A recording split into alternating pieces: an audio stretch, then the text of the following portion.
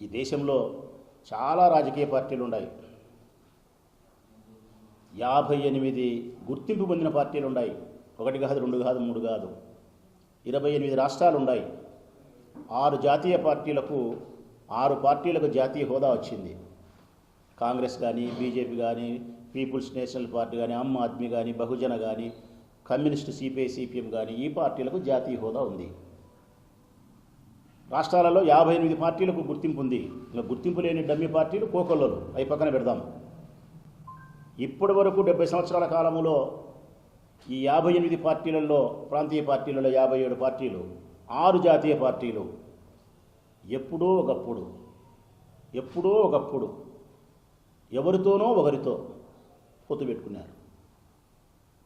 అటు అసెంబ్లీకో, అటు పార్లమెంటుకో.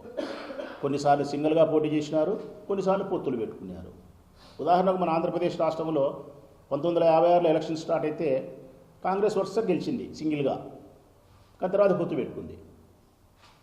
తెలుగుదేశం పార్టీ ఎన్టీఆర్ ఉన్నప్పుడు సింగిల్గా పోటీ చేసి తర్వాత పొత్తు పెట్టుకుంది. టీఆర్ఎస్ ఎప్పుడో కూటమిలో ఏర్పడింది.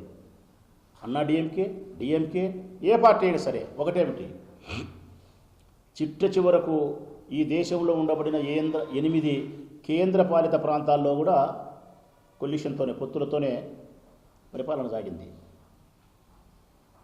ఒక్క వైఎస్ఆర్ కాంగ్రెస్ పార్టీ మాత్రమే, ఒక్క జగన్మోహన్ రెడ్డి గారు మాత్రమే పార్టీ స్థాపించినప్పటి నుంచి ఇప్పటి వరకు ఏ జెండాతో జతగట్టకుండా, ఏ పార్టీతో పొత్తులు పెట్టుకోకుండా, కూటమిగా ఏర్పడకుండా, తను నమ్మిన సిద్ధాంతాలతో, తన జెండాతో, తన అజెండాతోనే నిర్దిష్టమైనటువంటి అభివృద్ధి లక్ష్యాలతో ప్రజాసేవకు ప్రజల ముందుకు వచ్చి ఎన్నికల్లో పోటీ చేసిన ఏకైక నాయకుడు జగన్. అందుకే జగన్ ఒక్కడే, ఈ దేశానికి జగన్ ఒకే ఒక్కడే రాజకీయ విలువలు పాటించిన మనిషి.